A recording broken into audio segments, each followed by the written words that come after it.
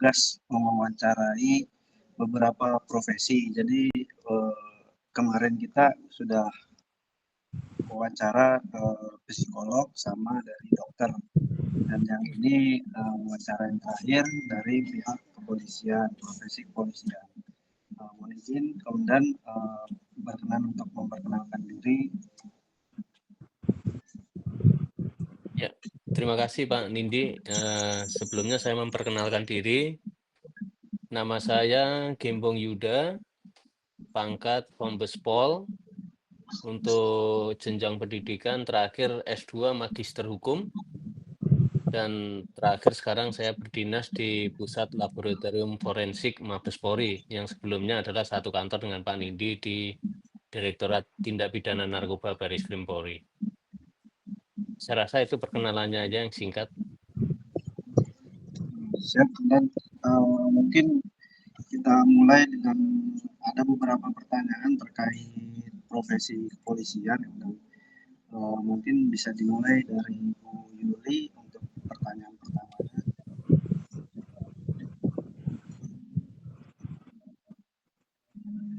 Baik, Assalamualaikum warahmatullahi wabarakatuh, Bapak. Waalaikumsalam warahmatullahi wabarakatuh. Ya, langsung aja Pak ya, izin bertanya. Di sini saya ada 2 pertanyaan. Yang pertama itu adalah apa saja tanggung jawab utama yang Bapak lakukan dalam profesi Bapak sehari-hari? Itu yang pertama ya Pak. Yang kedua, apa saja prinsip utama dari kode etik profesi Bapak sebagai polisi? Terima kasih Pak. Baik, mungkin saya jawab satu-satu aja ya, karena nanti kalau dirapel sering lupa. Yang pertama terhadap tugas dan tanggung jawab Ya, selaku profesi polisi, yang jelas dengan kedudukan yang kita duduki sekarang dengan jabatan itu, kita harus melaksanakan tugas sesuai dengan job desk-nya yang ada. Dan tujuan utama adalah bermuaranya adalah terhadap perlindungan, pelayanan, dan pengayaman masyarakat. Dan yang terakhir adalah ujungnya penegakan hukum apabila 3 fungsi itu tidak bisa dilakukan. Nah, ini ujungnya adalah penegakan hukum untuk memberikan rasa keadilan kepada masyarakat. Terhadap tugas pokok yang kita lakukan ini, yang kalau dikaitkan dengan kode etik yang ada, bahwa profesi Polri ini sebetulnya profesi yang sangat mulia. Apabila di dalam menjalankan tugas dilakukan tindakan yang tidak sesuai dengan kode etik yang sudah digariskan, ini pasti akan menimbulkan masalah, di mana rasa keadilan terhadap masyarakat nanti didapatkannya tidak maksimal. Dan yang kedua, nanti ada penyimpangan dari oknum kepolisian dalam tanda petik yang tidak bekerja sesuai dengan kode etik. Ini yang perlu kita hindarkan selaku aparat kepolisian di dalam menjalankan tugas, harus tetap kepada rel-rel yang ada dan aturan-aturan hukum yang mengikat, sehingga dengan berjalan sesuai dengan kondisi itu, diharapkan proses penegakan hukum, pelayanan, perlindungan masyarakat ini dapat dirasakan secara utuh sama masyarakat, sehingga meminimalisir adanya komplain-komplain masyarakat terhadap pelayanan yang dilakukan oleh Polri. Itu garis besarnya seperti itu. Baik Bapak, terima kasih. Sangat jelas dan lengkap sekali jawabannya. Terima kasih Bapak, dilanjut oleh teman saya. Ya. Mohon izin, dan jadi pertanyaan dari saya ini terkait masalah proses dan jenjang pendidikan. Jadi kualifikasi pendidikan atau pelatihan yang diperlukan untuk kita bisa masuk ke dalam profesi ini tuh apa saja sih? Mungkin ada tingkatan sasaran layanannya. Jadi siapa sasaran layanan utama kita ini dan bagaimana kita bisa memastikan kebutuhan dari sasaran kita ini dapat terpenuhi. Ya. Baik, terima kasih terhadap masalah jenjang pendidikan, karena tugas kepolisian ini sifatnya berhubungan langsung dengan masyarakat, sehingga seorang anggota kepolisian itu idealnya adalah dapat memahami atau menguasai ilmu-ilmu yang berkaitan dengan sosial masyarakat. Terkait dengan penegakan hukum, pasti anggota kepolisian harus mempunyai basic yang kuat terhadap latar belakang pendidikan yang berkaitan dengan hukum, karena implementasinya adalah nanti di dalam proses penegakan hukum terhadap para pelaku tindak pidana. Tetapi di samping itu, ada beberapa disiplin ilmu lainnya yang mendukung tugas kepolisian. Seperti masalah sosiologi, itu pasti dibutuhkan oleh seorang kepolisian. Meskipun tidak belajar secara formal, tapi dia harus memperkaya diri dengan ilmu-ilmu yang ada di dalam ilmu sosiologi. Karena di dalam proses pelayanan dan perlindungan kepada masyarakat, kita itu basicnya adalah belajar dari sosiologi. Bagaimana karakter masyarakat, bagaimana kita akan mengimplementasikan dengan tugas kita di masyarakat. Di samping itu banyak tugas ilmu-ilmu yang lain, seperti ilmu komunikasi. Orang beranggapan, oh ini enggak hubungannya polisi. Salah. Dengan komunikasi yang terbangun dengan baik, didasari dengan basic ilmu-ilmu komunikasi pun akan memberikan suatu pencerahan ke masyarakat itu mudah diterima. Dan sekarang dari divisi humas, hampir seluruhnya mereka mendapatkan kursus bagaimana bisa menyampaikan pesan yang akan dikirim ke masyarakatan itu dengan tegas dan lugas, dan mudah diterima. Itu tidak sembarangan orang ngomong, jadi sekarang mulai mereka yang di divisi humas juga dilakukan kursus untuk menyampaikan itu. Kemudian untuk lalu lintas, dia juga di kursus mengenai public speaking. Bagaimana dia menyampaikan informasi terkait lalu lintas kepada masyarakat itu dengan gamblang, jelas, jadi semua tertata dengan baik, sehingga apa yang dibutuhkan masyarakat terhadap laporan kemacetan, laporan kecelakaan, dapat dicerna dengan mudah. Jadi ilmu-ilmu yang berkaitan dengan kepolisian ini cukup banyak. Nanti ada psikiatri, kehakiman juga itu terkait dengan masalah eee, penanganan terhadap korban kejahatan asusila, korban kejahatan perundungan, itu harus punya psikiatri juga. Bagaimana mencari empati para korban supaya mau bercerita secara utuh, sehingga memudahkan kita dalam melakukan pekerjaan kita. Ini beberapa cabang keilmuan yang berkaitan. Jadi ada yang sifatnya formal, diambil salah satu basic yang kuat, tapi yang lainnya adalah belajar secara non formal, tapi untuk memenuhi kebutuhan di dalam menjalankan tugas. Begitu Pak Nindi yang bisa kami sampaikan. Untuk Siap. penjenjangannya ya idealnya dari S1, S2, kalau mungkin juga S3 untuk keilmuannya, tapi kalau udah sampai S2 saya rasa di kepolisian udah cukup. Yang penting ilmunya yang inti dibantu dengan ilmu-ilmu pembantu lainnya yang dipelajari secara non formal, itu akan memperkaya di dalam menjalankan tugas gitu. Siap. Terima kasih kemudian atas jawabannya. Kemudian mungkin dilanjutkan untuk masih Ibu Rida. Silakan. Ya, Assalamualaikum warahmatullahi wabarakatuh, Bapak. Selamat malam. Waalaikumsalam, ya. Bapak izin saya mau bertanya, untuk pekerjaan Bapak atau yang sekarang Bapak sedang jalani, mungkin Bapak pernah berkolaborasi dengan profesi lain ya, Pak. Nah, untuk saya mau menanyakan, profesi apa saja yang biasa Bapak ajak untuk kerjasama di tempat Bapak. Lalu yang kedua, untuk contoh kasus yang Bapak sudah tangani selama ini, mungkin Bapak bisa membagikan cerita sedikit yang berkesan untuk Bapak. Seperti itu Pak pertanyaannya. Terima kasih Pak. Baik, terima kasih. Jadi yang pertanyaan yang pertama terkait dengan tugas yang kami lakukan selama ini ada beberapa pihak yang melakukan kerjasama secara kolaborasi.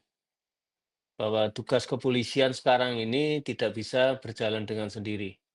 Karena sifat kejahatan sekarang sudah kompleks. Sehingga kita tidak bisa berlaku seperti Superman, orang yang hebat sendiri tidak bisa. khususnya di bidang narkotika yang saya gelutin cukup lama, 22 tahun saya bekerja di narkotika. Ada beberapa pihak yang terkait. Kejahatan narkotika sekarang dari mulai yang konvensional sekarang udah sangat-sangat modern. Di mana kejahatan narkotika yang sekarang berkembang itu tidak lepas dengan kegiatan orang yang akan dijadikan pelaku. Ini akan terjadi perlintasan orang. Kemudian yang kedua, akan terjadinya perpindahan barang dari tempat produksi ke tempat konsumen. Ini terjadi perpindahan barang sehingga ada beberapa stakeholder yang terkait. Kemudian semua kegiatan pasti akan dibiayain oleh sumber dana, oleh para bandar yang besar, di mana proses pembiayaannya ini pasti akan melibatkan stakeholder yang berkaitan dengan keuangan. Jadi yang selama ini kami lakukan terkait dengan pergerakan orang yang terlibat di dalam kejahatan narkotika, kita berkolaborasi dengan Direktorat Jenderal Imigrasi untuk melihat pola pergerakan orang-orang yang sangat dicurigai. Sehingga di situ kita akan bisa melihat pola kejahatan dan siapa saja yang akan terlibat. Di samping imigrasi, untuk perlibatan orang ini kita juga bekerja sama dengan Direktorat Bea dan Cukai. Karena di seluruh dunia itu ada satu sistem yang disebut PRM, Passenger Risk Management, itu akan menggambarkan seseorang kalau berpergian akan tercatat dia pergi berapa orang, dia pergi dibayar lewat travel mana, dia pergi nanti di kota tujuannya dihubungi nomor berapa. Itu yang mempunyai sistem adalah dari Bea Cukai. Ini pengecualian seluruh dunia. Kalau seluruh dunia yang pegang sistem passenger risk management adalah imigrasi, di Indonesia kebalik. Yang punya adalah Bea Cukai. Sehingga Bea Cukai dan imigrasi kita selalu berkolaborasi untuk mengikuti orang. Kalau di kita sebutannya adalah follow the suspect, mengikuti orang-orang yang dicurigai adalah melalui perjalanan itu. Kemudian kita juga bekerja sama dengan pihak otoritas bandara terkait dengan untuk mendapatkan tampilan orang-orang yang masuk keluar lewat pelabuhan udara. Karena pergerakan narkotika ini cukup cepat, sehingga banyak orang yang menggunakan adalah angkutannya adalah angkutan udara. Sehingga kita juga bekerja sama dengan APSEC di bandara untuk mendapatkan data yang lebih lengkap. Kemudian terkait dengan masalah kegiatan yang membiayai, kita sering sebut sebagai follow the money, kita bekerja sama dengan stakeholder dari pihak perbankan maupun PPATK untuk melihat proses transaksinya, sehingga di dalam menangani tindak pidana narkotika, kita pasti terhubung dengan tindak pidana pencucian uang juga. Nah, disitulah kita melakukan kerjasama kolaborasi yang cukup bagus dengan stakeholder yang lain. Ya, jadi di sini yang sering berhubungan dengan kita adalah Direktorat Jenderal Imigrasi, Direktorat Jenderal Bea dan Cukai, Otoritas Perbankan, PPATK, dan di samping itu kita juga akan bekerja sama dengan provider komunikasi. Karena semua komunikasi sekarang ini tidak lepas. Mungkin kalau orang sekarang lebih baik ketinggalan dompet daripada ketinggalan handphone. Karena akan resah kalau handphone. Sehingga orang akan melakukan kegiatan semua adalah tanpa batas atau borderless.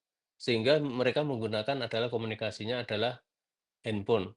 Nah, di mana handphone ini kita juga merangkul sebagai dari operator seluler yang ada di Indonesia untuk kita bisa melakukan mapping siapa aja yang berhubungan dengan dia, dan kalau sangat urgent beberapa nomor yang kita curigai, kita melakukan wiretapping atau penyadapan terhadap nomor-nomor itu. Jadi sehingga banyak sekali instansi yang terkait dengan kita. Saya rasa itu Mbak, jawaban kami Mbak selama ini. Baik, terima kasih ya Pak.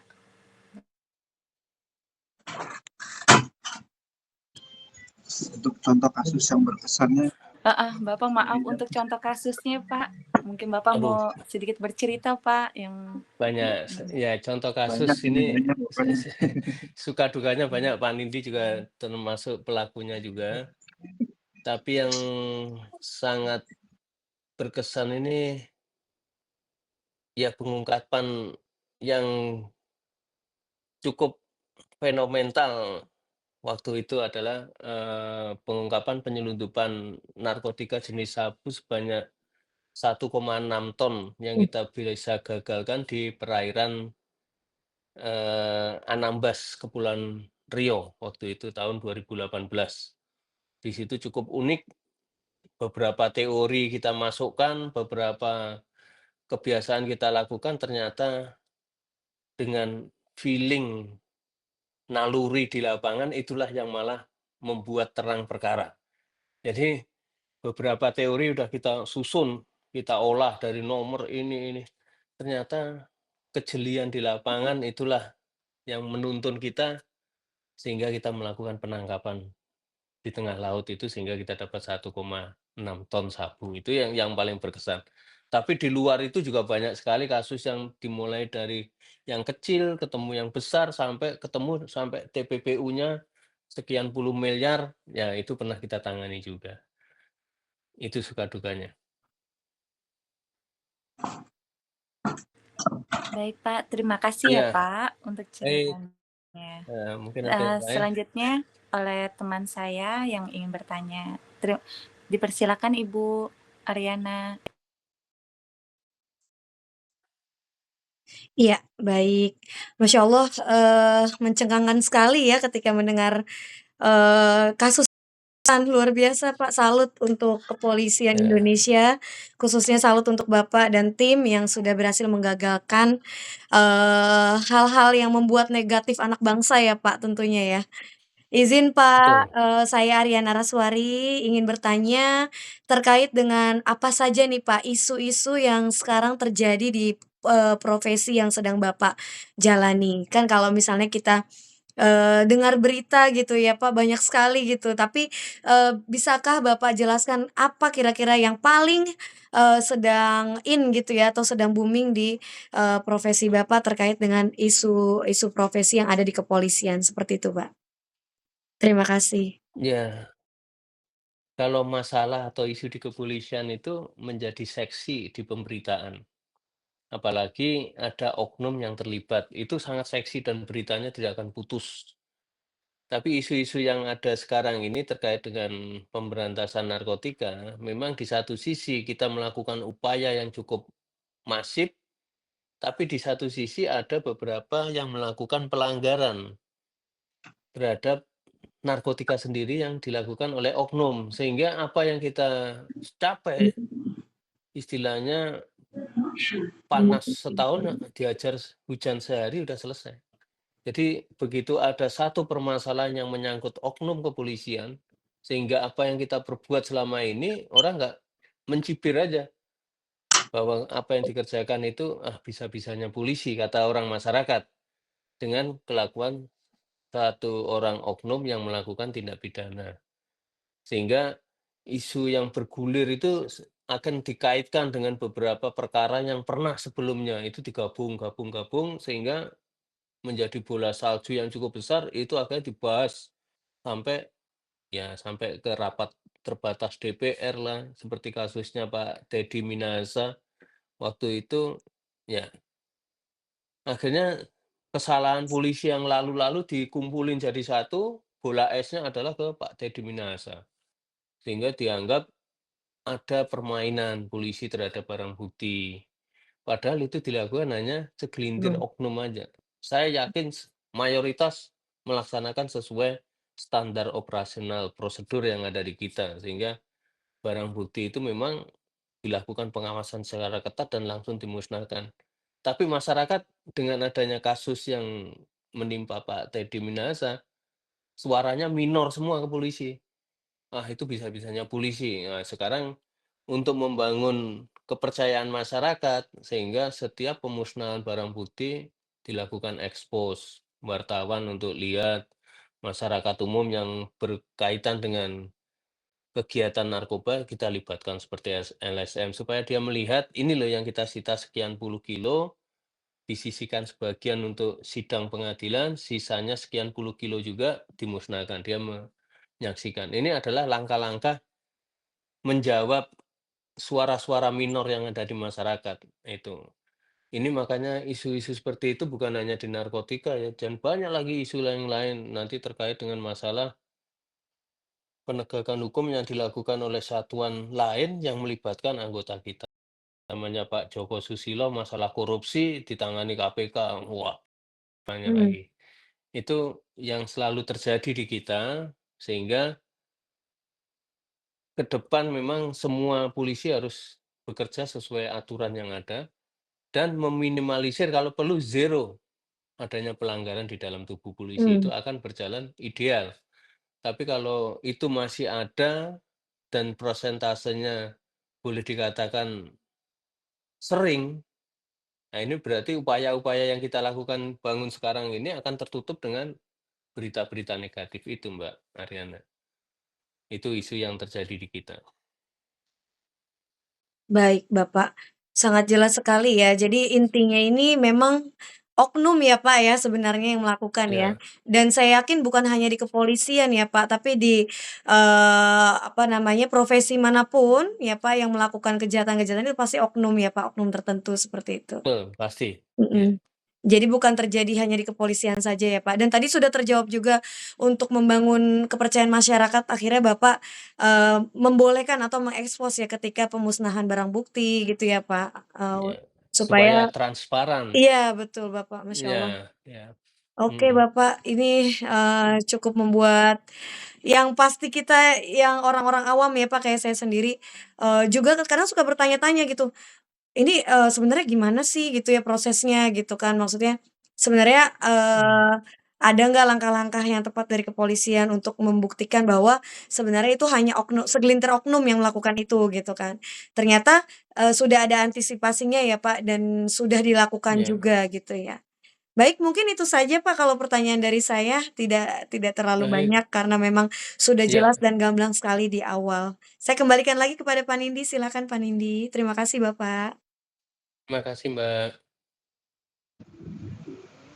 Baik, izin kemudian untuk teman-teman Bu Yuli atau Bu Rida mungkin masih ada yang mau ditanyakan atau pengen tahu gimana Bapak selama bekerja atau pengalaman yang lainnya lagi, Pak gimana?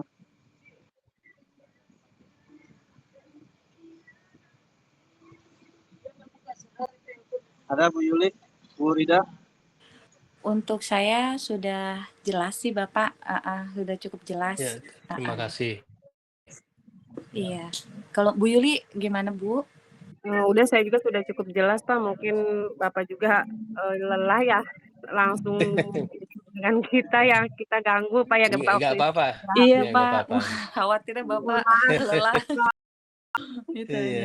Iya, Kalau saya, harusnya harusnya kita eee, ketemu kalau ini. saya ini Pak Nindi, saya Apa kadang Bu? suka bertanya gini Pak, maaf ya Pak agak agak mungkin Iya, ya. melenceng gitu pertanyaannya, tapi Nggak apa-apa. kadang kan ada pertanyaan dari orang-orang atau warga yang awam gitu, kenapa sih hukum di Indonesia itu, tajam ke bawah, tumpul ke atas? Nah, bagaimana tuh Pak untuk mensiasati atau menjawab keluh kesahnya, masyarakat yang mengatakan seperti itu? Khususnya juga saya ya Pak, yang kadang-kadang melihat, kayaknya nggak adil banget ya hukum di Indonesia tuh, kayak gitu. Apalagi ini kan juga terkait dengan pihak kepolisian, kemudian juga hakim yang bertugas di Indonesia, seperti itu Pak. Mungkin Bapak bisa jelaskan supaya kita juga punya gambaran, oh nggak boleh lagi ngejudge polisi itu seperti itu, gitu. Ya. Baik, terima kasih. Terkait dengan itu sebetulnya dari zaman Nabi Adam pun semuanya keadilan itu susah untuk diterima. Mmm, Kalau ibarat pisau memang pasti yang bagian tajam itu yang di bawah. Pada saat di bagian atas sudah nggak ada tajamnya. Itu filosofinya seperti itu. Tapi mmm, sebetulnya dalam proses penegakan hukum yang sesuai dengan norma yang ada, kemudian di dalam pengungkapannya itu didukung dengan alat bukti yang cukup. Kalau ini terkait dengan yang di atas pasti akan diungkap. tidak memandang siapa yang di atas, ya. Seperti kasih contoh ini kasusnya Pak Teddy, meskipun dia jenderal bintang 2, tapi pada saat dilakukan penegakan hukum ke bawah, ditangkap para pengedarnya dan di situ yang di bawah menyatakan bahwa ada kaitan yang di atas, ternyata kita juga lakukan penindakan ke atas. Nah, kadang-kadang dengan minimnya alat bukti atau bukti petunjuk yang ngarah ke atas, sehingga kita tidak bisa menyelesaikan penyidikan sampai ke atas. Nah, karena proses penyidikan kita itu harus berdasarkan bukti, alat bukti, maupun sesuai dengan 184 KUHP. Keterangan saksinya ada, alat buktinya ada, petunjuknya jelas, baru kita naikkan ke atas. Jadi kalau di kasus yang selama ini kita tangani pada saat alatnya bukti lengkap, seperti kasus TPPU yang pernah kita tangani, kita udah tabrak semua. Tidak ada istilahnya tidak ada rasa takut, yang penting prosesnya kita benar, gitu. Bahkan yang kemarin pun anggota dewan dari Aceh yang terlibat peredaran pun meskipun dia orang partai, tetap kita tindak karena memang bukti petunjuknya jelas.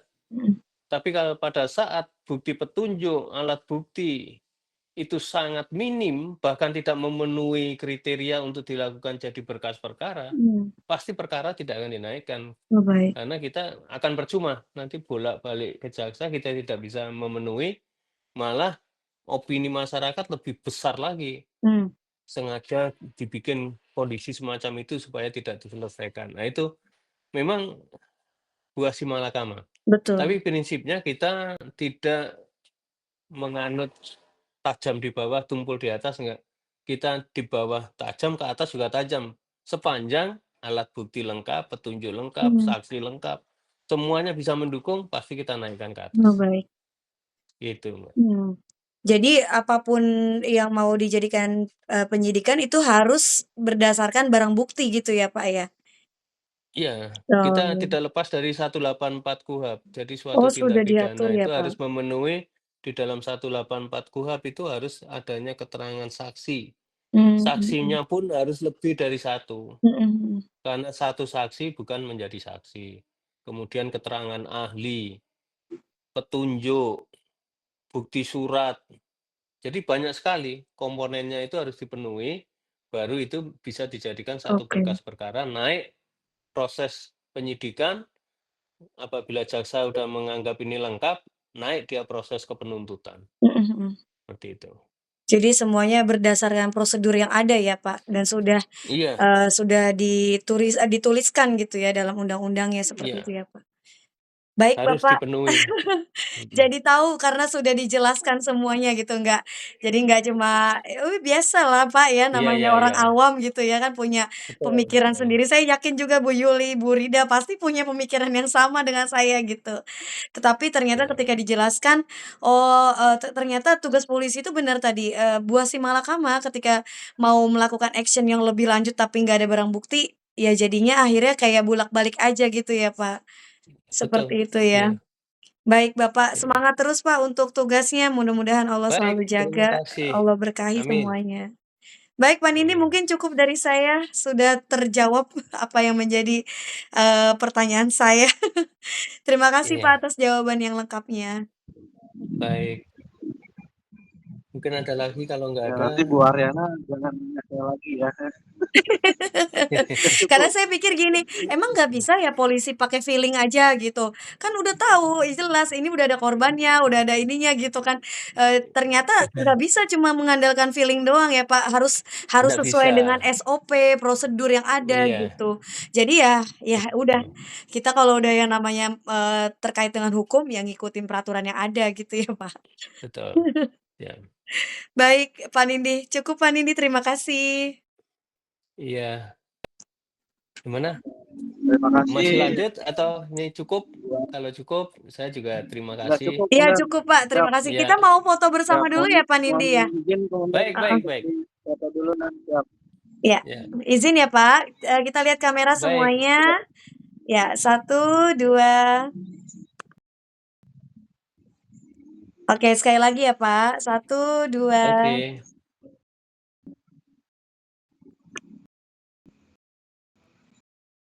Baik, sudah Pak Nindi. Ya, Terima kasih. Oke, terima kasih banyak baik. Komandan. Sehat Iya, selalu. terima kasih. Saya Semoga mohon maaf agak terlambat infonya ya. Tidak apa-apa, Pak. Kita tidak apa-apa, sama-sama Amin. memaklumi ya, Pak. Namanya juga Iya. hari libur juga. Maaf malah kita yang mengambil waktu Bapak ini. Iya, iya, Selamat iya. istirahat, Selamat Bapak. istirahat, Pak. Terima Baik. kasih Selamat banyak. istirahat ya, Terima Pak. Semangat kasih. buat Ibu, Bapak. Siap. Ya, terima kasih. Assalamualaikum. Ya. Waalaikumsalam warahmatullahi Waalaikumsalam wabarakatuh. warahmatullahi wabarakatuh. Baik, udah ya kita close aja ya teman-teman ya. Terima kasih banyak untuk hari ini ya. Ya, Dadah. assalamualaikum. Dadah. Waalaikumsalam warahmatullahi wabarakatuh. Makasih Pak Nindi. Pak Nindi, makasih banyak ya. Ya, sama-sama.